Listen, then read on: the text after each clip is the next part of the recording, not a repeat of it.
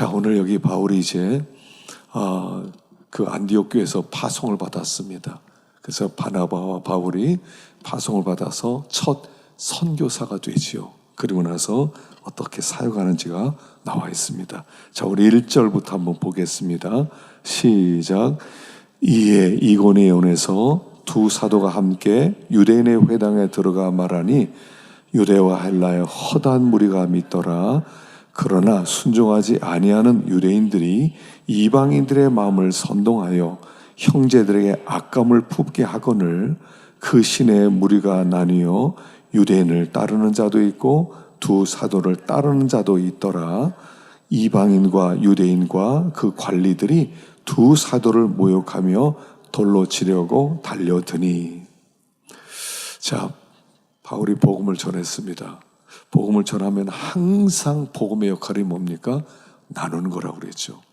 믿는 사람과 믿지 않는 사람이 나뉘어집니다. 중립지대가 없어요. 복음에는. 많은 분들이 나는 아직 중립이다 이렇게 생각하는데, 중립이라고 하는 것은 아직 결정을 내리지 못한 상태고 그가 믿음의 사람이라는 증거는 아닐 수도 있습니다. 복음은 나누는 거예요. 그런데 복음을 믿는 사람과 안 믿는 사람을 가만히 보면 목숨 걸고 믿든지 목숨 걸고 반대하든지예요. 중간이 없어요. 여러분, 예수를 믿는 것은요, 목숨 걸고 믿는 겁니다. 예수 안 믿는 사람은요, 목숨 걸고 안 믿는 겁니다. 자기의 전부를 거는 거예요. 그래서 안 믿는 사람은 어떻게든 믿는 사람이 가짜라는 것을 드러내고 싶어 해요. 이거는 복음이라고 하는 것은 자기의 정체성 전부, 그걸 요구하는 것이기 때문에 중립이 없어요. 난 중립이다, 난 적당히 믿겠다, 적당히 따르겠다, 없어요. 그건 제대로 안 믿는 거예요. 복음은 목숨을 걸고 믿든지 목숨을 걸고 안 믿든지예요. 그래서 여기 보면 나뉘어지는 것을 봅니다. 그래서 그 유대인들을 따르는 사람이 있고 바울을 따르는 사람이 이렇게 나뉘어지는 거죠. 왜 복음은 중립지대가 없을까요? 복음이 중립지대가 없는 이유는 뭐냐면, 복음 자체가 뭐냐면 예수님이 이렇게 선포하기 때문에 그래요. 내가 길이요 진리요 생명이다. 나로 말미암지 않고는 아버지께로 올 자가 없다 하고 하나님이 복음을 선포하셨기 때문에 그래요. 뭐냐, 믿든지 안 믿든지예요. 여러분, 수학 공식 있잖아요. 수학 공식 9구단, 뭐 2는 2, 2는 4, 2, 3, 6 9구단이 있습니다. 이 중간지대가 없어요. 뭐 2는 2 맞을 수도 있고 안 맞을 수도 있고, 뭐 2, 4, 8 맞을 수도 안 맞을, 아니에요. 믿든지 안 믿든지예요. 받아들인지 안 받아들인지 둘 중에 하나예요. 복음은 그 자체의 속성이 예수님이 내가 구원이다, 내가 구세주다, 나를 믿든지 나를 거절하든지, 내가 하나님의 아들로 믿든지 아니면 내가 사기꾼으로 생각하든지 둘 중에 하나를 정하라는 거죠. 그래서 첫째는 뭐냐면 복음의 역할이 뭐냐면, 복음은 진리거든요. 진리이기 때문에 그것은 우리에게 좋은 이야기를 해주는 게 아니에요. 뭐 믿으면 너 굉장히 좋고 안 믿어도 뭐 괜찮아 이런 게 아니라, 믿고 천국 가든지 안 믿고 지옥 가든지 둘 중에 하나를 우리에게 딱 제시하는 거예요. 그래서 복음에는 중립이 없어요. 진리니까. 두 번째는 복음이라는 것은 뭐냐면 예수 그리스도를 나의 주, 나의 하나님으로 마음의 주인으로 모시는 거예요. 내가 문 밖에서 문을 두드리노니 듣고 문을 열면 내가 그에로 들어가겠다. 그에게는 나를 주인으로 왕으로 영접해라. 너의 주권을 내려놓아라. 이거거든요. 믿는다는 것은 무엇입니까? 예수는 나의 왕, 나의 주. 나는 그분에게 완전히 엎드려 굴복하겠습니다. 당신이 무슨 명령을 하든 순종하겠습니다. 이게 믿는 거거든요. 안 믿는 거는요, 내가 왜 내가 주인이지? 왜 예수가 주냐? 필요 없어요. 난 내가 주인이에요. 이거거든요. 가운데가 없어요. 중립입니다가 없어요. 난 적당히 때려봐서 나중에 하나님 섬기든 말든 하겠습니다. 안 믿는 거죠. 중간이 없어요. 복음은 예수님을 왕으로, 주인으로 모시는 거예요. 그렇기 때문에 그분에게 완전히 굴복하든지 그럼 완전히 대적하든지 둘 중에 하나다 하는 것입니다. 그래서 이 복음은요, 전체를 요구하는 거예요. 하나는 우리에게 전체를 요구하지 일부를 요구하지 않아요. 너의 삶 전부를 나에게 가져와라. 그래서 어떤 사람이 밭을 갈다가 보화를 발견했습니다. 보화를 발견했는데 너무나 어마어마한 보화예요. 그래서 집에 가서 자기의 소유를 다 팔아서 샀느니라.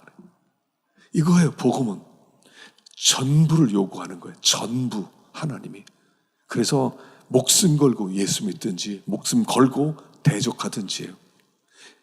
세 번째는 뭐냐면 이게 영적 싸움이에요. 복음은 영적인 거예요. 복음은 그냥 셈이나 뭐 좋은 이야기 뭐 이런 게 아니라 복음에는 하나님의 성령이 역사든지 악한 마귀가 역사든지 성령이 역사하면 마음이 부드러워져요. 그리고 받아들이고 굴복하게 되고 악령의 역사하면 마음이 더 강팍해져요. 그래서 대적하는 거예요. 복음은 그 자체가 영적인 소식이란 말입니다. 그래서 이 땅에 영적인 세계를 나누는 거예요. 성령의 사람과 악령의 사람으로 나누는 거예요. 그래서 복음엔 중립이 없어요. 목숨 걸고 주님은 나의 왕, 나의 주 굴복합니다 하든지 뭐 안 믿어도 괜찮은데 뭐 난 내가 주인이야 그런 게 어디 있어 하더니 둘 중에 하나예요. 목숨 거는 일이다. 중립은 없다라고 말씀을 합니다. 우리는 어디에 소속돼 있어요? 자꾸 중립에 쓰려고 그래 사람들이. 난 아직은 아니에요. 아직은 아니에요. 우리는 지금 기억해야 됩니다. 역사 속에 살고 있어요. 역사 속에, 하나님의 역사 속에 살고 있어요. 내 인생을 사는 게 아니에요. 하나님의 역사가 성경 구약서부터 쭉 흘러내려와서 하나님의 구원 역사가 흘러가고 있습니다. 그 중에 내가 태어났어요. 내가 태어나서 내 인생을 사는 게 아니에요. 내가 뭐 언제 태어나서 언제 죽는다 그래서 난 내 인생을 살아간다. 그 주님을 뭐 그래서 내가 이렇게 통해서 내가 좀 도움을 받는다 이런 게 아니에요. 그 역사 속으로 나를 밀어넣는 거예요. 하나님의 구원 역사 속으로 내가 들어가는 거예요. 하나님이 하시는 그 복음의 역사 속에 내가 들어가서 거기에 함께 쓰임을 당하고 함께 하나님의 역사를 만들어가는 것이다 하는 것이에요. 복음에는 중립이 없어요. 내 인생이라는 게 없어요. 예수를 믿는 순간 바로 우리는 공생애가 되는 거예요. 예수님께서 30년 동안 사생애, 30세부터 공생애 이렇게 얘기하죠.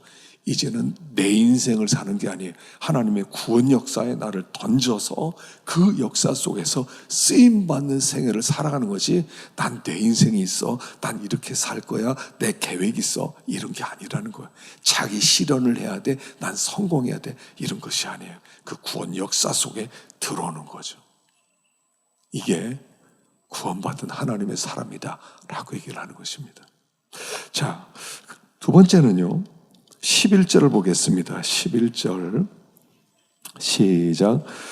무리가 바울이 한 일을 보고 루가오니어 방언으로 소리질러 이르되 신들이 사람의 형상으로 우리 가운데 내려오셨다 하여 바나바는 제우스라 하고 바울은 그 중에 말하는 자이므로 헤르메스라 하더라. 이르되 여러분이여 어찌하여 이런 일을 하느냐. 우리도 여러분과 같은 성정을 가진 사람이라. 여러분에게 복음을 전하는 것은 이런 헛된 일을 버리고 천지와 바다와 그 가운데 만물을 지으시고 돌아오게 하려 함이라.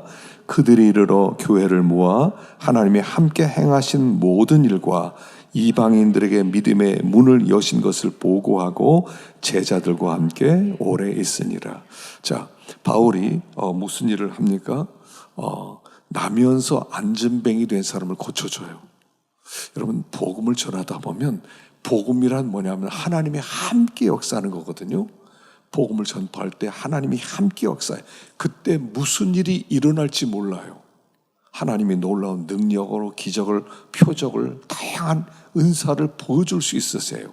그러다 보니까 여기 바울이 복음을 전할 때 나면서 안전뱅이 된 사람을 고쳐줍니다. 그랬더니 뭐 얼마나 기적 같은 일이 일어났으니까 사람들이 모여서 이 사람은 신이다, 제우스다, 하늘에 그 당시에는 그리스 로마 신화에서 제우스라는 최고의 신이 있지 않았습니까? 신이 인간의 몸을 입고 내려왔다. 그에게 제사를 드리자 하고 사람들이 소를 가져와서 제사를 드리기 위해서 그에게 왔답니다. 이게 얼마나 큰 영광스러웁니까? 당신은 신입니다. 당신에게 제사를 드리겠습니다. 당신을 이제부터 섬기겠습니다. 사람이 참 부지하잖아요. 참 신기한 것만 보면 그 사람 막 위대해 보이고 대단해 보이고. 베드로도 그 앞에 있지 않습니까? 성전 미무에 있던 안전뱅이를 고쳤더니 사람들이 막 베드로와 요한을 막 붙들지 않아요. 그때 베드로가 뭐라고 합니까? 왜 우리가 한 것처럼 우리를 바라보느냐? 이건 죽으셨다가 살아나신 예수가 한 일이시다. 그러면서 복음을 전하지 않습니까? 자, 복음을 전하다 보면 영광을 받을 수 있는 기회가 주어진단 말입니다. 영광을 하나님이 받으셔야 되는데 영광을 받을 기회가 주어져요. 마치 내가 한 것처럼. 하나님은 나를 통해서 그 역사를 이루니까 내가 높임을 받고 내가 칭찬을 받고 사람들이 나를 알아주고 이런 그 위험에 노출된다는 거예요. 사실 사람이 영광 받는다는 건 위험한 일이죠. 사람은 그냥 다 거기서 거기에요. 단지 하나님이 그를 이용하시고 계신다, 쓰고 있다 이것뿐이거든요. 하나님 쓰면 존귀해지고 하나님이 안 쓰면 또 천박해지기도 하고 하나님이 쓰신다는 걸 주인공은 하나님이세요. 그런데 그때 이 도구로 쓰임 받은 사람이 영광을 받으려고 하는 건 굉장히 위험한 일이라는 거죠. 지금 여기 바울도요, 바나바하고 사람을 이렇게 예수 이름으로 건졌더니 뭐 난리 나는 겁니다. 신이 내려왔다, 신이 내려왔다. 그리고 막 칭찬을 하고 사람들이 그들을 높이고, 이거는 위험한 일이거든요. 위험한 일이거든요. 그래서 복음을 전하다가 망한 사람들이 사실 많이 있어요. 왜냐하면 마치 내가 한 것처럼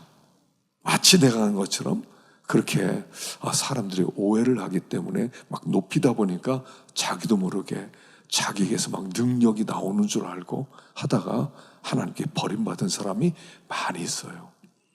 자, 복음이라고 하는 게 뭡니까? 복음이라고 하는 것은 뭐냐면, 복음을 우리에게 주신 이유가 뭐냐면, 예수님을 통해서 구원받게 하시는 이유가 뭐냐면 하나님의 영광을 드러내기 위함이에요. 하나님이 어떤 분이신지, 하나님이 얼마나 크신 분이신지, 하나님이 얼마나 사랑이 많으신 분이신지, 하나님의 그 위대하심을 선포하기 위해서 복음을 주었단 말이에요. 복음은 그 자체가 뭐냐면 하나님의 영광스러움이 나타남이에요. 복음은 그 자체가, 모든 사람이 복음을 알면 복음을 아는 사람은 하나님을 높일 수밖에 없어요. 우리가 예배 드리는 게 그거 아닙니까? 와, 하나님 이런 일을 하셨어. 하나님 나 같은 자를 이렇게 구원하셨어. 와, 말도 안 돼. 나를 하나님의 자녀가 되게 하셨어. 나를 용서하셨어. 의롭다 하셨어. 그리고 하늘의 상속자로 삼으셨어.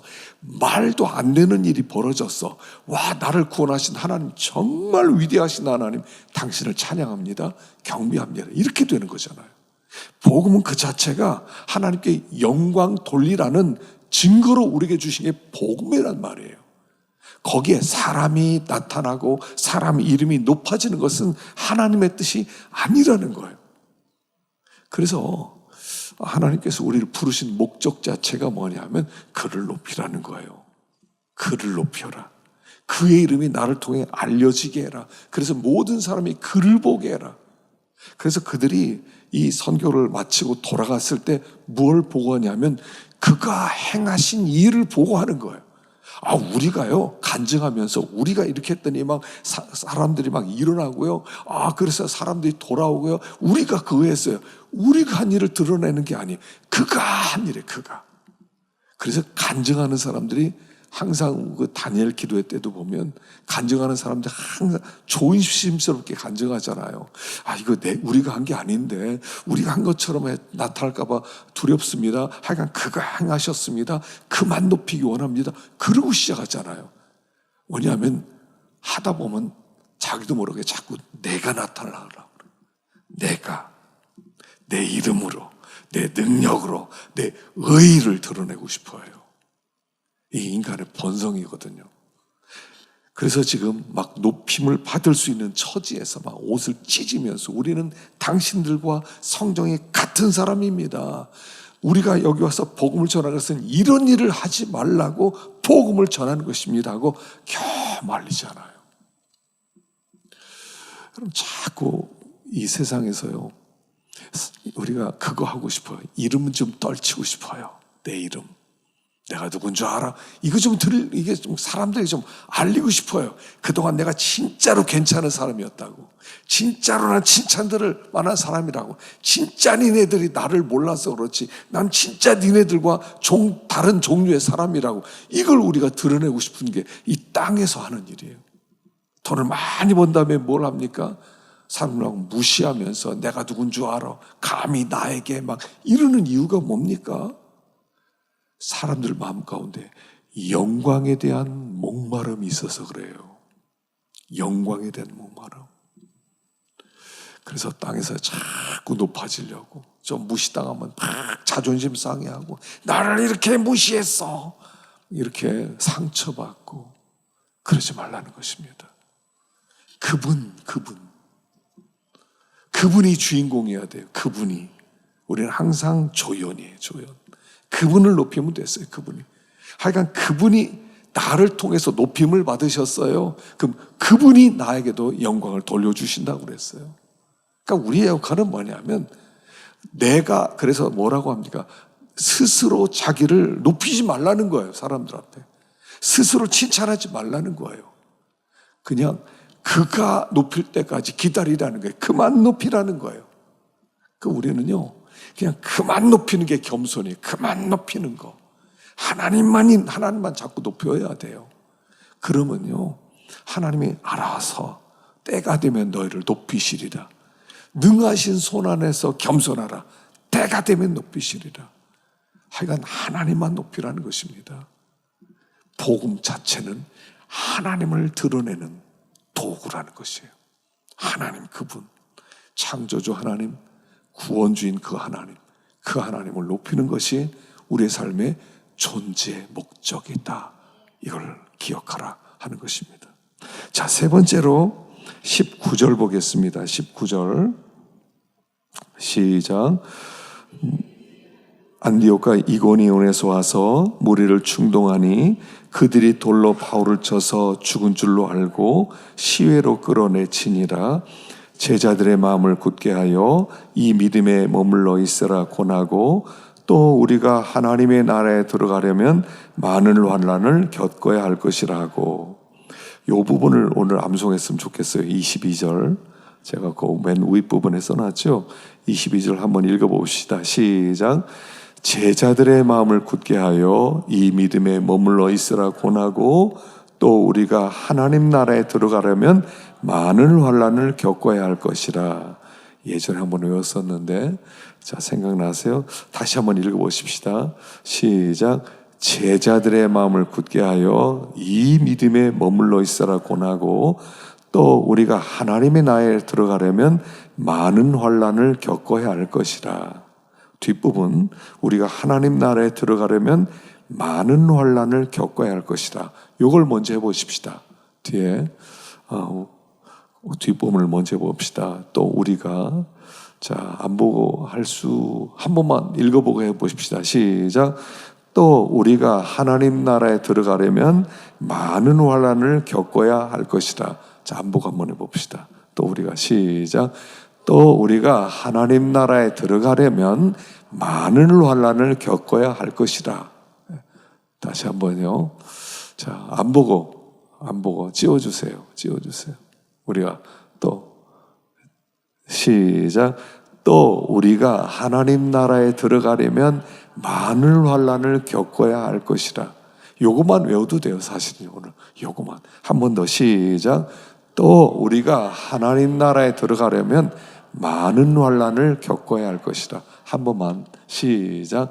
또 우리가 하나님 나라에 들어가려면 많은 환난을 겪어야 할 것이라. 요거 하나 집에 가면서 몇 번 암송하시기 바랍니다. 자, 하나님 나라는 환난을 통하여 들어간다는 거예요. 하나님 우리에게 환난을 허락하셨어요. 그러니까 믿는 사람은 환난이 있는 게 정상이고 없는 건 뭔가 문제가 생긴 거예요. 뭔가 바른 복음을 붙들지 않아서 그래요. 복음을 붙들면 반드시 환난이 찾아와요. 그래서 우리가 사실 환난이 올까봐 숨을 때도 있고요, 도망칠 때도 있어요. 근데 환난이 있다. 아, 내가 잘 가고 있구나를 이야기하는 거예요. 그래서 환난이라고 하는 것은, 그래서 무릇 그리스도 예수 안에서 경건하게 살고자 하는 자는 많은 환난을 받으리라 그랬어요. 경건하게 살고자 우리가 조금만 애를 써보세요. 그럼 환난이 있어요. 환난이라고 할 때는 물론 다른 사람 나를 핍박하는 것도 있지만 우리가 당하는 모든 어려움, 이게 다 환난이에요. 경건하게 살려고 작정해 보세요. 내가 주님을 모시고 주님과 동행하면서 살아야지, 주님 싫어하는 일을 하지 말고 주님 기뻐하는 일만 해야지 하고 매일매일 살아보세요. 그럼 어려움이 찾아와요. 어려움이 찾아와요. 환난이 있게 돼 있어요. 그게 정상이다 하는 것입니다. 두 번째는 성도의 정체성이에요. 예수님 뭐라고 했습니까? 나를 인하여 너희를 욕하고 핍박으로 너희를 거스려 모든 악한 말을 할 때는 즐거워하고 기뻐하여라. 하늘에서 상이 큼이라. 나를 인하여 너희를 욕하고 핍박하고 거짓으로 거스려 모든 악한 말, 이게 팔복에 나오는 거거든요. 이 정체성이라는 거예요. 생각해 보세요. 예수님이 십자가에서 못 박혀 죽으신 이 땅입니다. 예수님을 반대해서, 하나님의 아들을 반대해서 죽인 세상에 똑같이 우리는 살아갑니다. 그때는 로마 시대고 지금은 다른 시대, 그렇지 않아요. 영적으로는 똑같은 시대예요. 예수님을 못 박은 시대 속에 우리는 똑같이 살아가요. 그래서 우리도 예수님 뒤를 따라가기 때문에 핍박이 있을 수밖에 없다 하는 거예요. 없다. 그래서 그게 성도의 정체성이에요. 예수님 따라가면 반드시 어려움이 있어요. 근데 우리는 피하고 싶잖아요. 안 받고 싶어. 고난 좋아하는 사람이 어디 있어요? 욕먹는 거 좋아하는 사람 어디 있어요? 굶는 거 좋아하는 사람 어디 있어요? 아무도 없지요. 그런데 주님의 뒤를 따라가려면 주님처럼 고난이 올 수밖에 없다는 거예요. 그래서 성도는 하나님 나라에 들어가려면 많은 환난을 통과한 후에 돌아가는 것이다. 세 번째는 하나님은 우리를 연단시키세요. 연단시키세요. 너의 믿음의 시련이 불로 연단하여도 없어질 금보다 더 귀하여. 주님은 우리의 믿음을 아주 정금처럼 만들기 위해서 우리를 단련시키는 거예요. 우리 믿음에 이렇게 좀 뭡니까?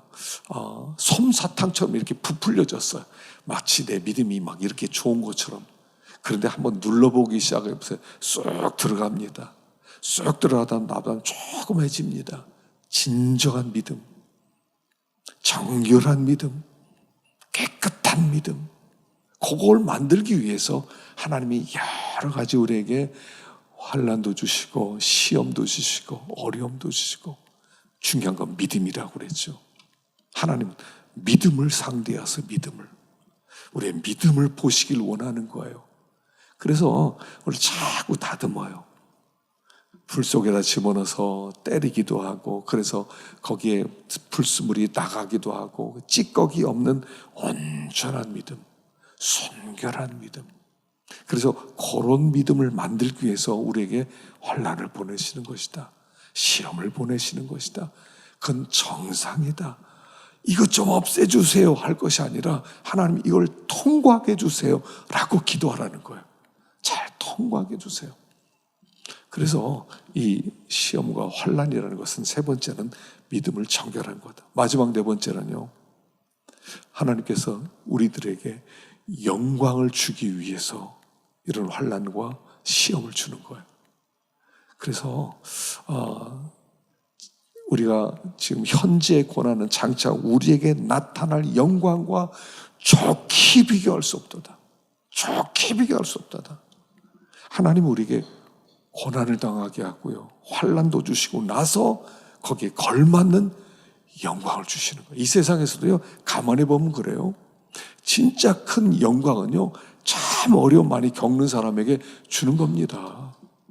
김연아가, 저는 뭐 다 끝난 사람이지만, 지나간 사람이지만, 그 5살 때부터 그 피겨 연습한다고 얼마나 애를 썼습니까? 뭐, 온몸이 뭐, 시퍼렇게 멍들었고, 정상이 아닌데, 뭐, 뼈 부러지고, 뭐, 금 가고, 이게 뭐, 보통 하루 이틀이 아니래요. 근데 나중에 그렇게 고난을 당한 다음에 나중에는 영광을 주지 않아요. 올림픽에서. 영광을 주지 않습니까? 이건 원리의 원리. 고난을 많이 당한 사람은 영광을 받게 돼 있다. 근데 그 고난에 비해서 영광은 더 크다는 거예요. 크다는 거.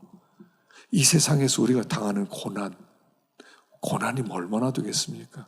그런데 그 고난을 통해서 주신 영광은 너무 큰 영광이라는 거예요. 우리는 당장 편하고 싶어. 당장. 그렇지만 우리 하나님은 우리로 하여금 내가 좋아하든 좋아하지 않든 그 길을 가게 만들고요, 그리고 하나님께서 우리에게 잘했다 하고 영광을 주시는 거예요.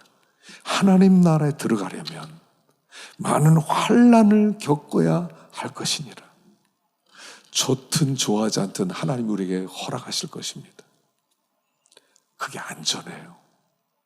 이런 고난이 없어 보세요. 환난이 없어 보세요. 우리는 세상에 그냥 푹 빠져버립니다. 푹 빠져버려요. 이 세상이 우리를 끌어당기는 힘이, 그 유혹이 얼마나 큽니까? 내 속에 있는 또한 욕심은 얼마나 큽니까? 하나님이 우리에게 그런 고난 안 주시면 우리의 미래가 어떻게 되겠어요? 그래서 하나님 우리에게 고난을 허락하시는 거예요.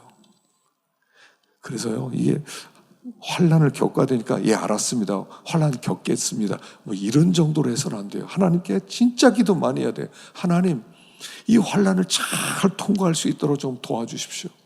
하나님, 이 환난을 피하지 않도록 도와주십시오. 하나님, 환난이 왔을 때 진짜 예수의 이름으로 승리할 수 있도록 나를 굳건하게 붙들어 주십시오. 하나님 앞에 끝없이 기도하지 않으면 환난을 우리는 다 통과할 수 없다 하는 것을 말씀하는 것입니다. 그래서 우리가 기도해야 된 또 다른 이유가 이것 때문입니다. 하나님이 이 어려움 좀 잘 통과할 수 있게 해주십시오. 하나님께서 감당할 수 있는 시험만 또 준다고 그랬잖아요. 감당할 수 있는 시험. 하나님, 이런 어려움 주신 거 보니까 하나님, 내 감당할 수 있는 줄 믿습니다.